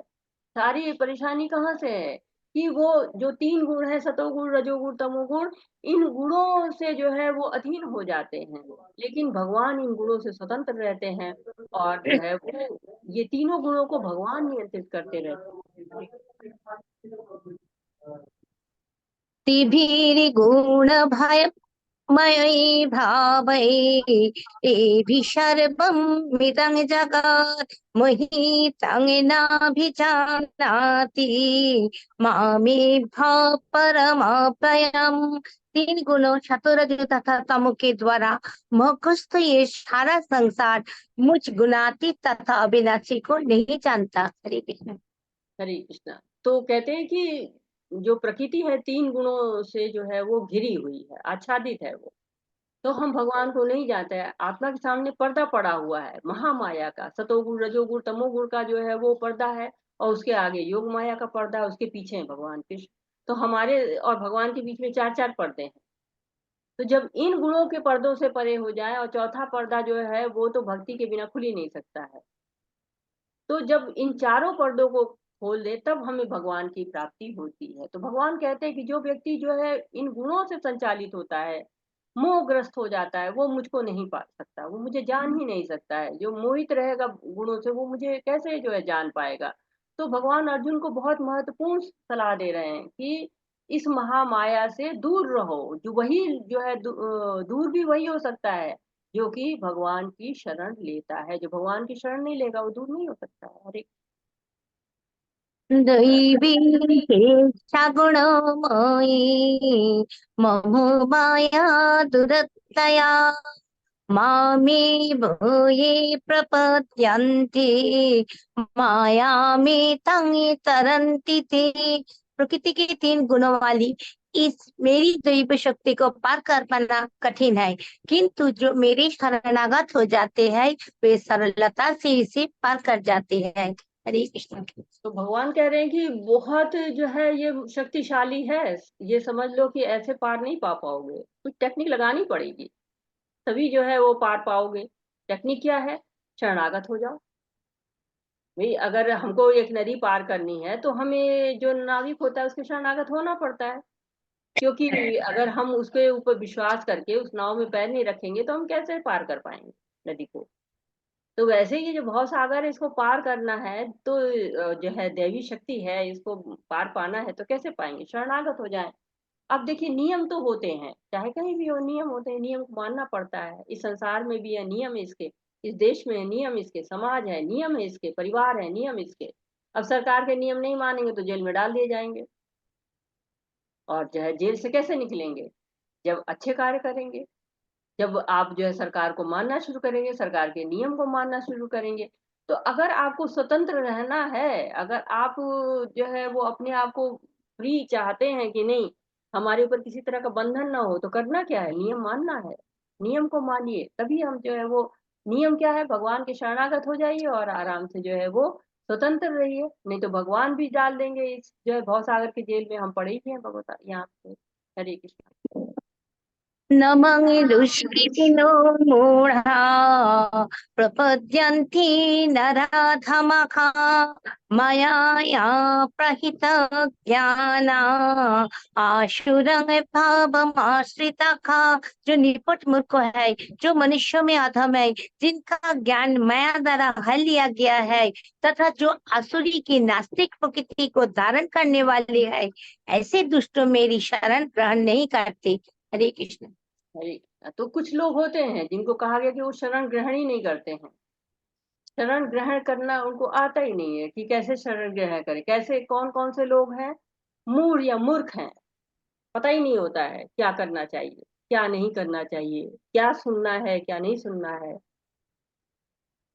सही गलत का भेद ही नहीं होता है। जैसे जानवर होता है, गधा होता है, दिन भर परिश्रम करता है, थोड़ी सी घास मिल गई खुश हो गया। थोड़े से भोग के लिए वैसे ही जीव क्या करता है, बहुत परिश्रम करता है, और भोग क्या मिलता है? थोड़ा सा। तो मूर्ख कहा जाता है उसको, जो है प्रभुपाद जी गधा ही कहते हैं, अधम। अच्छे परिवार में जन्म मिल गया, भौतिक रूप से दिख रहा है बहुत सफल है, लेकिन भक्ति नहीं कर पाते, टिकते ही नहीं है, भटकते रहते हैं यहाँ से वहां, वहां से वहां। तो क्या होता है, उनके अंदर वो नहीं आता है, शांति नहीं आती है उनको, तुष्टि नहीं होती है। माया अपहृता ज्ञाना, तीसरे तरह के लोग हैं। ज्ञान होता है, लेकिन है क्या? माया के द्वारा हर लिया गया है। सारे शास्त्र पढ़ेंगे, तर्क वितर्क करेंगे, लेकिन भगवान को नहीं मानेंगे। सारी भगवत गीता पढ़ लेंगे, भगवान कृष्ण को नहीं मानेंगे। जैसे आंख पे पट्टी बंधा दो ना, गोल गोल घुमा दो, चकराता रहता है, वैसे इधर उधर की बात करेंगे, लेकिन भगवान की नहीं करेंगे। तो इन लोगों को माया प्रीत ज्ञान है, ज्ञान तो है, लेकिन माया के द्वारा जो है वो हरण किया हुआ है। असुर लोग क्या होते हैं, ये भगवान से ईर्ष्या करते हैं, रोना रोते रहते हैं। तो कि भगवान होता तो क्या दुनिया ऐसी होती, मैं ही भगवान हूँ, दिखता नहीं है, दिखाओ। जैसा हरिकश्यप कहता है, कहाँ है तुम्हारा भगवान? रावण कहता है, कहाँ है, दिखाओ तुम्हारा भगवान। तो इन लोग का ज्ञान क्या है? ये लोग अधम है लोग, ये लोग जो है वो शरणागत लेने वाले नहीं है। इन लोग को जो है वो कभी शरणागति मिलती नहीं है। हमेशा जो है वो कहते हैं कि दो पड़ोसी थे, हमेशा लड़ते रहते थे। एक तीर्थ यात्रा के लिए जाने लगा, दूसरे ने सोचा कि ये चला जाएगा तो लड़ूंगा कैसे, तो सोचा कि कुछ अपशकुन करता हूँ तो ये रुक जाएगा। तो कहे क्या करूं? तो वो अपनी नाक काट कर रास्ते में खून टपकाते हुए जो है जाने लगा, कहने लगा, मुझको तो भगवान दिख रहे हैं, मुझको भगवान दिख रहे हैं। और सब लोग नाक कटवाने लगे। तो ऐसे लोग क्या होते हैं? मूढ़ कहलाते हैं, पता ही नहीं क्या करना है। तो जो है वो इस तरह के जो चार लोग होते हैं, वो हमेशा भगवान से दूर रहते हैं, भगवान की शरण ग्रहण नहीं करते। हरे कृष्ण। चतुर्विधा भजन्ते मां जना सुकृतिनर्जुन अर्थ जिज्ञासुरर्थार्थी ज्ञानी च भरतर्षभ। हे भरत श्रेष्ठ, चार प्रकार के पुण्यात्मा मेरी सेवा करते हैं, अर्थ जिज्ञासु, अर्थार्थी तथा ज्ञानी। हरे कृष्ण। हरे कृष्ण। तो चार तरह के लोग होते हैं, वो भगवान की शरण को ग्रहण करते हैं। ये चार प्रकार के लोग आप लोग सब लोग जानते हैं, आर्थ, अर्थार्थी, जिज्ञासु और ज्ञानी। तो आर्थ का क्या जो है, कौन है उदाहरण, कोई बताएगा? आर्थ का उदाहरण गजेंद्र महाराज, गजेंद्र। गजेंद्र महाराज। तो सही। अर्थार्थी का ध्रुव ध्रुव। महाराज, ध्रुव महाराज। और जिज्ञासु परीक्षित, शौनक। और ज्ञानी में सौनकादि ऋषि, चतुष चार कुमार। चारों कुमार। कुमार। हाँ। तो ये जो है, ये लोग क्या करते हैं? ये लोग यज्ञ दान तप करते हैं, वर्णाश्रम में जो है वो जो भी शास्त्र के अनुसार है उसके अनुसार कर्म करते हैं, भक्ति करते हैं, भगवान की भक्ति करते हैं। भाग्यशाली हैं, इनकी भगवान में रुचि होती है। ये भगवान को मानते हैं, भले ही किसी स्वार्थवश माने फिर भी भगवान को मानते हैं ये। या और साथ ही साथ जब भी कोई कष्ट होता है तब वो भगवान को याद करते हैं, किसी और को याद नहीं करते हैं। इसलिए जो है वो कहते हैं कि भगवान की शरण लेते हैं। आर्त हैं, दुख से परेशान हैं, भगवान की शरण मांग रहे हैं, जैसे द्रौपदी मांगती है, गजन जो है वो मांगते हैं। अर्थात ही जैसे भौतिक लाभ चाहते हैं, नौकरी है, घर संतान, लेकिन मांगते किससे? भगवान से मांगते हैं। जिज्ञासु है, जानना चाहते भगवान कौन है, सृष्टि कैसे चलती है, तो इसलिए जिज्ञासा करते हैं और भगवान को जो है वो याद करते हैं, भगवान की शरण ग्रहण करते हैं। और ज्ञानी क्या है, हमेशा भगवान के चिंतन में लगा रहता है, भगवान को जानना चाहता है। तो ये 4 तरह के लोग भगवान की सेवा करते हैं, शरण में जाते हैं। हरे कृष्ण। माता जी तेषां ज्ञानी ज्ञानि नित्ययुक्ता एकभक्तिर्विशिष्यते प्रियो हि ज्ञानिनो अर्थर्थम् अहंसा च मम प्रियः। इनमें से जो परम ज्ञानी है और शुद्ध भक्ति में लगा रहता है वो सर्वश्रेष्ठ है, क्योंकि मैं उसे अत्यंत प्रिय हूँ और वो मुझे प्रिय है। हरे कृष्ण। हरे कृष्ण। तो भगवान जो है गुणातीत हो, यदि जो है वो भगवान के ज्ञान को जानकर भगवान तक पहुंचता है तो उसको भी भगवान कहते हैं कि हाँ ये मुझे ज्यादा प्रिय है। क्यों? इसका अर्थ ये नहीं है कि भगवान और लोगों का आदर नहीं करता, दूसरे भक्तों का आदर नहीं करता, वो भी आदर के योग्य है। लेकिन जो ज्ञानी है वो ज्यादा श्रेष्ठ है। क्यों? क्योंकि हमेशा भगवान का चिंतन करते हैं, हमेशा भगवान से जुड़े रहते हैं। इसलिए भगवान को जो ज्ञानी होते हैं वो बहुत ज्यादा जो है वो प्रिय होते हैं। सबसे ज्यादा इनमें से ज्ञानी उनको प्रिय होते हैं। कहते हैं कि जो ज्ञानी में वो नहीं है कि हाँ केवल ज्ञान लिया है, ऐसा नहीं। वो ज्ञानी जो भगवान की शरण लेते हैं, भक्ति करते हैं भगवान की, भगवान से जुड़ते हैं, उनकी बात की जा रही है। जो भगवान की सेवा करते हैं, ज्ञान के साथ साथ सेवा भी करना जरूर, उन ज्ञानी की बात हो रही, केवल उनकी बात नहीं हो रही है जो ज्ञान में रहते हैं। जो कहते हैं कि ज्ञान योग के द्वारा भगवान की सेवा करते हैं, उनकी बात नहीं हो रही है। जो ज्ञान में रहते तो है लेकिन साथ ही साथ सेवा भी करते हैं, उन ज्ञानियों को भगवान सबसे ज्यादा जो है वो प्रिय मानते हैं। हरे उदारा सर्वैवैते ज्ञानी तस्मैव मे मतम् आस्थितः स हि धृतात्मा मामेवानुत्तमं गतिम्। निस्संदेह ये सब उदारचित व्यक्ति है, किंतु जो मेरे ज्ञान को प्राप्त है उसे मैं अपने ही समान मानता हूँ। वो मेरी दिव्य सेवा में तत्पर रहकर मुझ सर्वश्रेष्ठ उद्देश्य को निश्चित रूप से प्राप्त करता है। हरे कृष्ण। हरे। तो भगवान क्या करते हैं कि जो लोग ज्ञान से भगवान की पूजा करते हैं, यानी कि जो बौद्धिक जिनकी भौतिक इच्छाएं नहीं हैं, जो भौतिक इच्छाओं से ऊपर उठ चुके हैं, उनकी बात यहाँ पे की जा रही है कि वो भगवान को जो है वो मानते हैं, ज्ञान के द्वारा भगवान को जानना चाहते हैं। तो उनको अपने समान समझते हैं। वो मेरी दिव्य सेवा में तत्पर रहकर मुझ सर्वोच्च उद्देश्य को निश्चित रूप से प्राप्त करते हैं। तो कह रहे हैं कि सेवा भी करनी जरूरी है, दिव्य सेवा में तत्पर रहते हैं। केवल ज्ञान ही नहीं है उनको, ज्ञान तो है, उनको ज्ञान प्राप्त कर रहे हैं, ज्ञान के द्वारा चिंतन कर रहे हैं। जैसे भगवत गीता पढ़ रहे हैं, भागवतम पढ़ रहे हैं, शास्त्रों को पढ़ रहे हैं, लेकिन वो ये जानते हैं कि मैं ही सर्वोच्च हूँ, और साथ ही साथ में वो सेवा भी करते हैं। ऐसे लोग को जो है कहते हैं कि इनको मैं निश्चित रूप से प्राप्त करते हैं, मतलब ये भगवान को जरूर प्राप्त करते हैं। हरे बहूनां जन्मनामन्ते ज्ञानवान् प्रपद्यते वासुदेव सर्वमिति क्षमात्मा सुदुर्लभः। अनेक जन्म जन्मांतर के बाद जिसे सचमुच ज्ञान होता है वो मुझके समस्त कारणों के कारण जानकर मेरी शरण में आता है। ऐसा महात्मा अत्यंत दुर्लभ होता है। हरे कृष्ण। कृष्ण। तो बहुत ज्यादा ज्ञान इकट्ठा करते करते वो समझ जाते हैं कि भगवान ही सर्वश्रेष्ठ है, सब कारणों के कारण है। तो भौतिक आध्यात्मिक जगत सब उनके अधीन है, ये जब पता चल जाता है तो शरणागत हो जाता है, वासुदेव ही सर्वस्व है। सब जगह वासुदेव का राज है। तो ये इतना आसान नहीं होता, बहुत दुर्लभ होता है। ऐसे महात्मा को यही गुण उनका महात्मा का जो है उनको बनाता है कि सारे तप हैं, सारे यज्ञ हैं, सब वासुदेव के लिए हैं। तो ये जो जानता है, बहुत समय तक तप करते-करते वो जान जाता है कि नहीं, भगवान की ही भक्ति करनी है। भगवान ही जो है वो सत्य हैं। सत्य की खोज जो करते हैं, वैज्ञानिक लोग भी बहुत समय तक जब कार्य करते-करते रहते हैं, तो वो भी जान जाते हैं कि वासुदेव सर्वमिति, उनको भी ये पता चल जाता है। जो छोटे-मोटे वैज्ञानिक थोड़ा बहुत करते हैं, उनकी बात नहीं कही जा रही है। लेकिन विज्ञान भी जो है वो मान लेता है कि वासुदेव सर्व, श्री कृष्ण ही सब कुछ है। हरे कामैस्तैस्तैहितज्ञानः प्रपद्यन्ते अन्यदेवताः तं तं नियममास्थाय प्रकृत्या नियताश्वया। जिनकी बुद्धि भौतिक इच्छा द्वारा मरी गई है, वे देवताओं की शरण में जाते हैं और वे अपने अपने स्वभाव के अनुसार पूजा के विशेष विधि विधानों का पालन करते हैं। हरे कृष्ण। हरे कृष्णा। तो बता रहे हैं कि जो देवताओं की पूजा करते हैं, क्यों करते हैं? स्वार्थवश करते हैं। ये तो निश्चय है कि कृष्ण की सेवा ही आध्यात्मिक है। लेकिन जो देवताओं की पूजा करते हैं, थोड़ा स्वार्थ उसमें मिला रहता है। देवताओं की सेवा आध्यात्मिक नहीं होती है ना, धनम देहि पुत्रम देहि। तो ये क्या होता है कि मांग होती है।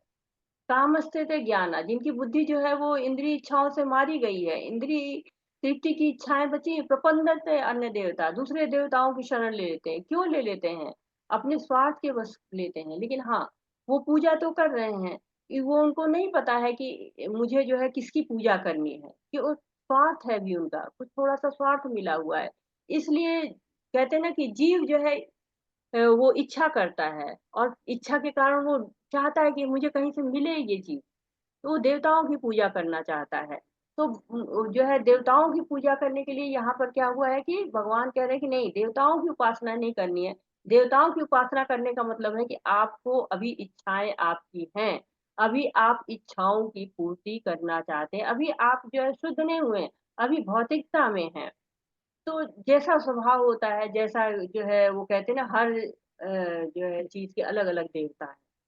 तो लोग जानते हैं कि हाँ, ये देवता से हमको लाभ होगा, फिर उस देवता के पास भागते हैं। अच्छा, यहाँ लाभ नहीं हुआ, वहां, तो वहां भागते हैं। तो देवताओं की पूजा हमेशा स्वार्थवश होती है, आध्यात्मिक नहीं होती। इसीलिए देखिए ना, कितना पूजा होती है आजकल, पूजा करने वालों की भीड़ लगी हुई है हमेशा, कहीं यहाँ पे हो रही पूजा, कहीं वहां पे हो रही पूजा। घरों में भी पूजा खूब हो रही है, पूजा करने वाले लोग बहुत हैं। कहते हैं ना कि पूजा जो है वो कलयुग में लोग जो है धर्म को नहीं मानते। क्यों नहीं मानते? आध्यात्मिकता का सुख ही नहीं मिल रहा है। सारी पूजाएं तो स्वार्थवश हो रही हैं। जब भगवान की पूजा करें, कृष्ण की पूजा करें, तब तो हमें आध्यात्मिक रस मिले। जब आध्यात्मिक रस मिले तो हम और उसमें डूबे। लेकिन नहीं, आनंद ही नहीं आ रहा है। क्यों? क्योंकि स्वार्थवश पूजाएं सारी हो रही हैं, देवी देवताओं की पूजा हो रही, स्वार्थ के कारण हो रही है। अपने जो है आध्यात्मिक उन्नति के लिए नहीं की जा रही है। आध्यात्मिक उन्नति या आध्यात्मिक रस क्यों मिलेगा? जब हम भगवान की पूजा करेंगे, तब हमारी संतुष्टि आएगी। तब हम जो है वो आनंद को, जो कहते हैं आनंदमयो अभ्यासा, वो जो है आनंद जो है अभ्यास हम कर ही नहीं रहे हैं। केवल जो है वो स्वार्थ के लिए, कभी ये जो है कर रहे हैं, कभी वो कर रहे हैं, कभी ये कार्य कर रहे हैं, इनकी पूजा कर रहे हैं, कभी उनकी पूजा कर रहे हैं।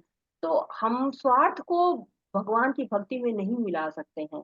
भगवान की भक्ति बहुत शुद्ध होती है, आध्यात्मिक होती है। हरे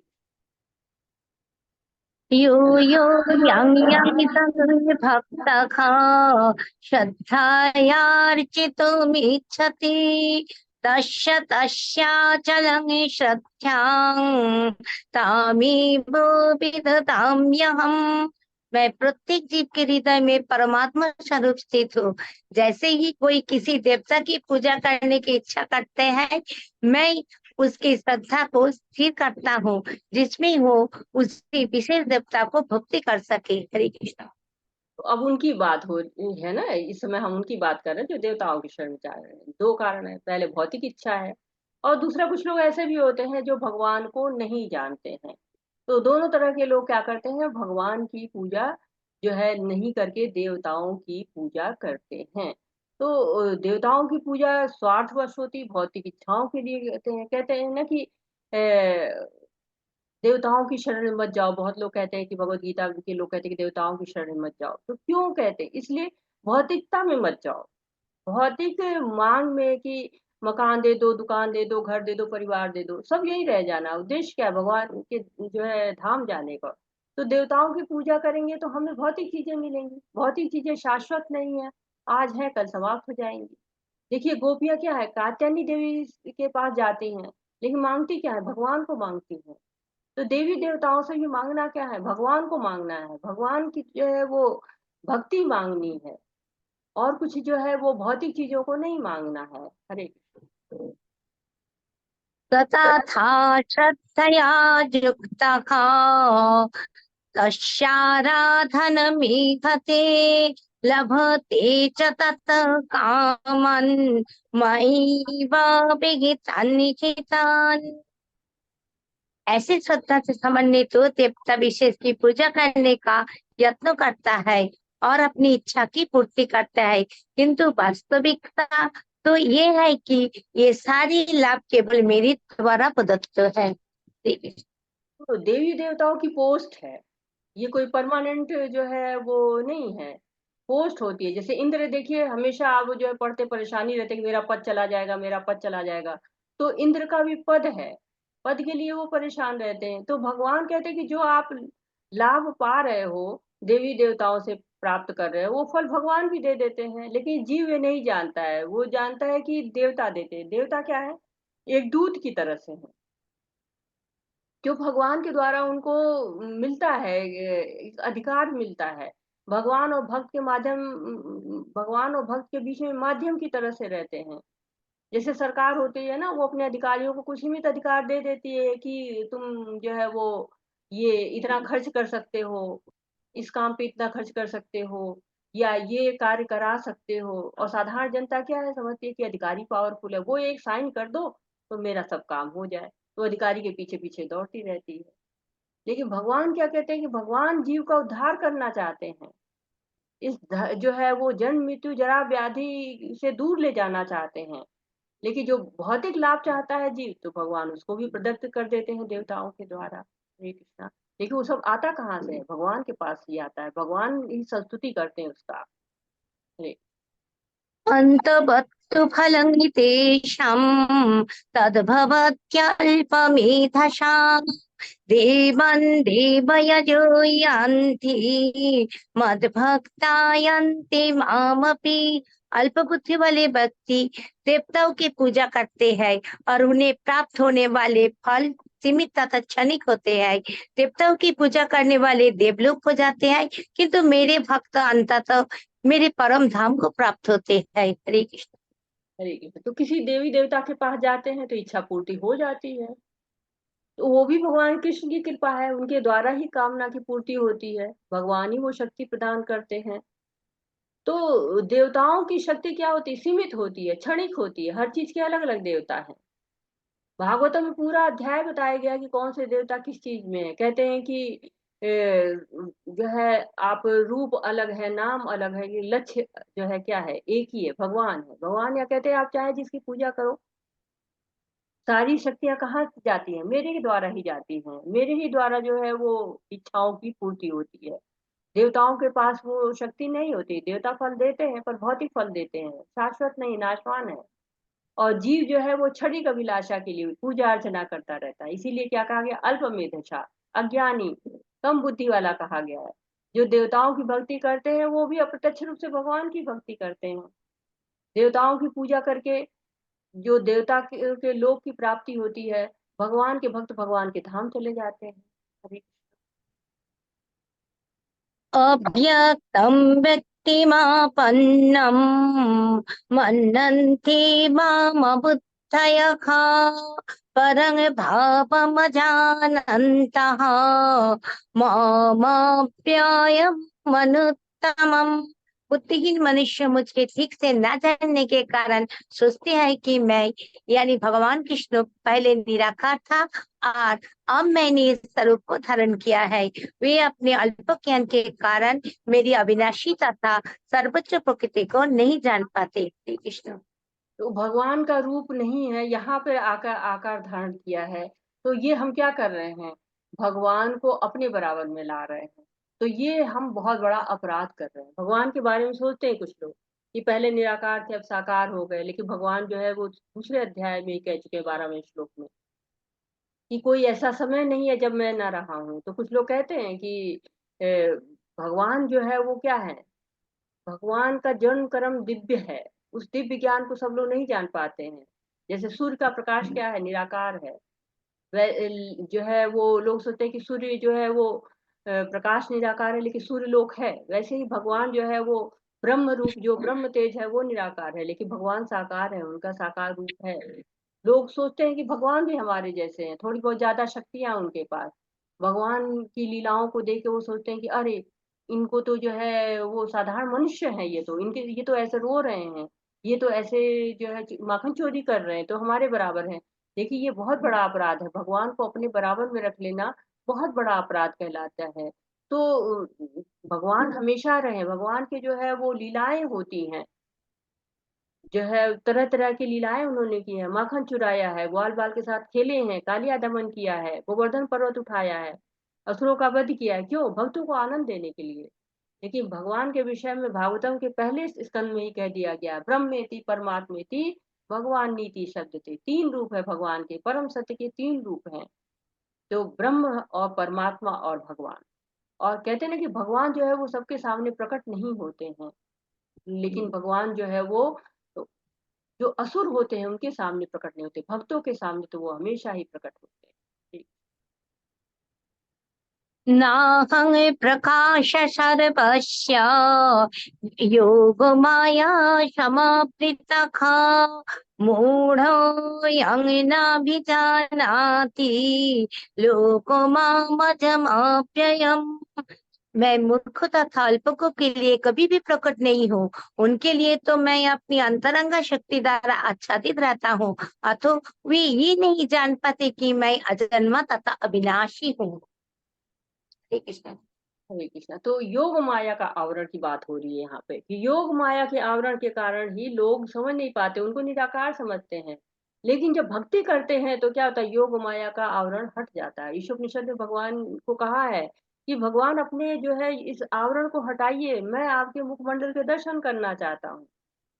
तो भगवान स्वयं कहते हैं कि मैं अजन्मा और अविनाशी हूँ, लेकिन जो है जो क्यों कहते हैं कि भगवान प्रकट और अप्रकट होते रहते हैं। जैसे सूरज उगता है और फिर अस्त होता है, लेकिन सूर्य हमेशा रहता है, बस हमको दिखाई नहीं देता है। वैसे भगवान क्या है, भगवान प्रकट अप्रकट होते रहते हैं, लीलाएं करते रहते हैं आके इस धराधाम पे।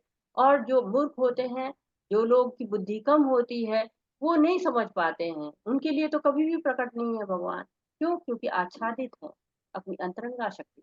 हरे वेदाहं समतीतानि वर्तमानानि च अर्जुन भविष्याणि च भूतानि मां तु वेद न कश्चन। हे अर्जुन, श्री भगवान होने के नाते मैं जो कुछ भूतकाल में घटित हो चुका है, जो वर्तमान में घटित हो रहा है और जो आगे होने वाला है, सब कुछ जानता हूँ। मैं समस्त जीवों को भी जानता हूँ, किंतु मुझे कोई नहीं जानता। हरे कृष्ण। भगवान को सभी लोग नहीं जान सकते। भगवान क्या है, सर्वज्ञाता है, त्रिकालदर्शी है, भूत भविष्य वर्तमान सब जानते हैं, सर्वव्यापी है। हमारे हृदय में परमात्मा के रूप में विराजमान है। हम सोचते हैं कि हमें कोई देख नहीं रहा है, परंतु भगवान जो है वो हमको देखते रहते हैं। क्यों? हृदय में है हमारे। भगवान जो है परमात्मा रूप में कहते हैं ना, सर्वस्व चाहम हृदय सन्निविष्टो मत्त स्मृति ज्ञानम पोहनम च वेदेश सर्वे रहमेव वेद्यो वेदांत विद्वेद विदेव चाहम। तो भगवान जो है कण कण में व्याप्त है, सर्वव्यापी है, सर्वज्ञाता है, बस हम उनको समझ नहीं पाते हैं। हरे कृष्ण। इच्छा द्वेष समुच्चयेन द्वन्द्व मोहेन भारत सर्वभूतानि सम्मोहं सर्गे यान्ति परन्तप। हे पद्मवंशी, हे शत्रु विजेता, समस्त जीव जन्म लेकर इच्छा तथा घृणा से उत्पन्न द्वंद्व से मुक्त होकर मोह को प्राप्त होते हैं। हरि। तो भगवान योग माया के आवरण में रहते हैं, भक्ति से ही हटता है। जैसे आंखें होती हैं, आंखें पूरे शरीर को देख पाती हैं, लेकिन शरीर पूरा आंखों को नहीं देख पाता है। वैसे ही हम जीव भगवान को नहीं देख पाते, भगवान हमको देखते रहते हैं। तो इच्छा होती है, घृणा होती है। इच्छा होती है रजोगुण से और घृणा आती है तमोगुण से। तो प्रकृति के गुणों से प्रभावित होकर हम लोग फंसे रहते हैं जगत में। इच्छा होती है कि भगवान से स्वतंत्र रह के भोग करेंगे। द्वेष या घृणा क्यों क्यों होती है? क्योंकि जो वस्तु दूसरे के पास है हमारे पास क्यों नहीं है। तो उस जो है व्यक्ति में तरह तरह की इच्छाएं होती है। कभी कभी तो भगवान बनने की भी इच्छा हो जाती है कि मैं ही भगवान बन जाऊं, मुझको भगवान जो है वो समझिए। तो ईर्ष्या है, द्वेष है, ये बना रहता है लोगों के मन में। और कहते हैं कि ईर्ष्या और द्वेष से होता क्या है, द्वंद्व उत्पन्न होते हैं, सुख दुख, दिन रात। ये जो है द्वंद्व, जब तक ईर्ष्या या घृणा नहीं होगी तो द्वंद्व नहीं आएंगे।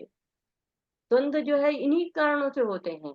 और जब द्वंद्व आते हैं तो क्या होता है, मोहग्रस्त हो जाते हैं, मोह को प्राप्त हो जाते हैं। हरे कृष्णा। येषां तन्तगतं पापं जनानां पुण्यकर्मणां ते दन्धो मोहनिर्मुक्त्या भजन्ते मां तिरप्रताखा। जिन मनुष्य को पूर्व जन्म में तथा इस जन्म में पुण्य कर्म किए हैं और जिनके पाप कर्म का पूर्णतया उच्छेदन हो चुका होता है, वे मोह के द्वंद्व से मुक्त हो जाते हैं और वे संकल्प पूर्वक मेरी सेवा में तत्पर होते हैं। हरे कृष्ण। भगवान उन लोगों की बात कर रहे हैं कि जो द्वंद्व से मुक्त हो जाते हैं, भक्ति के कार्य करते हैं, पुण्य कर्म करते हैं, भक्तों की संगति करते हैं, भगवान की सेवा करते हैं, भगवान की वाणी का प्रचार प्रसार करते हैं, गुरु की आज्ञा मानते हैं, उनकी सेवा करते हैं। तो क्या होता है, आसक्ति समाप्त हो जाती है। उनको न मान चाहिए, न अपमान चाहिए, न यश चाहिए, न अपयश, किसी का भय भी नहीं और किसी की कामना भी नहीं। लेकिन जो भौतिकता में है, जो भौतिक इच्छाएं उनकी अभी समाप्त नहीं हुई, वो क्या है, परेशान रहे हैं। मेरे साथ ऐसा क्यों हुआ, हम तो सबके साथ अच्छा ही करते हैं, अच्छा ही सोचते हैं, मेरे साथ गलत क्यों होता है। तो ये सब आता है, ये सब द्वंद्व क्यों आते हैं? भगवान की शरण में जाए बिना ये सब द्वंद्व समाप्त नहीं होते हैं। जब शुद्धता आती है, दिव्य स्थिति होती है, भगवान का ज्ञान होता है, भक्ति होती है, तो धीरे धीरे ये सब चीजें समाप्त हो जाती हैं। हरे कृष्ण। जरा मरण मोक्षाय मामाश्रित्य यतन्ति ये ते ब्रह्मो तद्विदु कृष्णम् आध्यात्मं कर्म चाखिलम्। जो जरा तथा मृत्यु से मुक्ति पाने के लिए यत्नशील रहते हैं, वे बुद्धिमान व्यक्ति मेरी भक्ति की शरण ग्रहण करते हैं। वे वास्तव में ब्रह्म है, क्योंकि वे दिव्य कर्मों के विषय में पूरी तरह से जानते हैं। हरे कृष्ण। हरे कृष्णा। तो कह रहे कि असली मुक्ति कहाँ है, भगवान की शरण में जाना। ब्रह्म का अर्थ क्या है, भगवान की दिव्य स्थिति को जानना, क्योंकि ऐसे ही लोग दिव्य कर्मों के विषय में जान सकते हैं। भगवान ने जो है वो आरंभ में बता दिया कि मैया सक्त मना पार्थ। तो जो मेरे जो है वो शरण में आ जाता है, मुझ में आसक्त हो जाता है, वो जो है ब्रह्म की स्थिति को प्राप्त कर लेता है, ब्रह्म बन जाता है, मोक्ष जो है कामी भक्त हो जाता है। बुद्धिमान लोग जो होते हैं वो जन्म मृत्यु जरा व्याधि से मुक्ति पाना चाहते हैं और उसके लिए प्रयत्न करते रहते हैं। प्रयत्न क्या करते हैं, भक्ति करते हैं, माम आश्रित, मेरे आश्रित हो जाते हैं। वो लोग क्या है, वास्तव में ब्रह्म है। क्यों? क्योंकि वो ब्रह्म के बारे में, अध्यात्म के बारे में, कर्म के बारे में, दिव्य कर्म के बारे में पूरी तरह से जान जाते हैं। तो एक तरह से अब रचना जो है वो रची जा रही है 29वें श्लोक में और 30वें श्लोक में। अगले जो अध्याय है उसकी रचना शुरू हो गई है। तो ब्रह्म की बात यहाँ पे हुई, अध्यात्म की बात हुई, कर्म की बात हुई है। और 30वें श्लोक में और जो है पढ़ते हैं। हरे कृष्णा। साधिभूताधिदैवं साधियज्ञे च ये विदुः प्रयाणकालेऽपि च मम ते विदुर्युक्तचेतसः।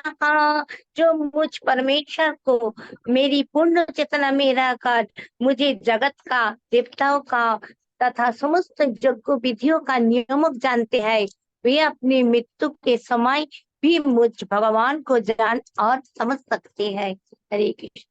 हरे कृष्णा। तो पहले ब्रह्म, आध्यात्म और दिव्य कर्म की बात हुई थी 29वें श्लोक में। अब 30वें श्लोक में अधिभूत, जो भौतिक जगत को चलाने वाले सिद्धांत है, अधिदेव, जो भगवान देवताओं के नियंता हैं, अधियज्ञ, जो यज्ञों के स्वामी हैं, वो जो है कौन है? भगवान है। इस चेतना में जो रहता है वो प्रयाण काल यानी अंतिम समय में, मुझे मृत्यु का समय जो होता है उसमें जो है मुझको जान सकता है। तो ये जो है 7 चीजों का उल्लेख हो गया, ब्रह्म, आध्यात्म, कर्म, अधिभूत, अधिदैव, अधियोग्य और प्रयाण काल। अब इसके बारे में जो है अगला जो है अध्याय तैयार हो रहा है, हमारा 8वां अध्याय, जिसमें अर्जुन जो है इन 8 के विषय में पूछेंगे और भगवान इन सब का वर्णन करेंगे। और इन सब का वर्णन करते हुए 8वें अध्याय का मुख्य विषय क्या होता है? प्रयाण काल में हम स्मरण कैसे कर सकते हैं भगवान का, तो इस बारे में अब बात होगी। तो रचना रच गई है 8वें अध्याय की। कल हम लोग जो है इस पर बात करेंगे कि ये क्या होता है, इसको पूरी तरह से समझेंगे। और भगवान के ने अपनी भक्ति के बारे में हमको बताया, यहाँ विभूतियों के बारे में बताया, अपनी अपराशक्ति पराशक्तियों के बारे में बताया, साथ ही देवताओं की पूजा जो है वो क्यों नहीं करके भगवान को ही जो है वो पूजा करनी चाहिए, इन सब बारे में बताया। और साथ ही साथ बताया कि ये जो है लोग कौन से ऐसे होते हैं जो इन सब से दूर रहते हैं। 4 तरह के लोग शरण में आते हैं, 4 तरह के लोग शरण में नहीं आते हैं। इन सब का वर्णन करते हुए अगले अध्याय की रचना रची जा चुकी है। हरे कृष्णा कृष्ण कृष्णा हरे हरे, हरे रामा राम राम हरे हरे। वाञ्छाकल्पतरुभ्यश्च कृपा सिन्धुभ्य एव च पतितानां पावनेभ्यो वैष्णवेभ्यो नमो नमः। अनंत कोटि वैष्णव वृंद की जय। शीला प्रभुपाद। हरे कृष्णा। आपका जी, कोई बहुत प्रश्न बहुत है, कोई सुझाव धन्यवाद। है? हरे कृष्णा माता जी। प्रणाम। हरे कृष्णा। तो हम ले सकते हैं। हरि बोल। हरे कृष्ण माता जी, हरे हरि कृष्णा बोल। माता जी। हरे हरे कृष्णा। हरे कृष्णा कृष्ण राधे माता जी। माता जी। हरे कृष्णा। हरे कृष्णा माता जी। जी। हरे हरे कृष्ण। हरे कृष्णा। कृष्णा ठीक माता है, जी। सुझाव है तो हम हरे ले सकते कृष्ण हैं। कृष्ण।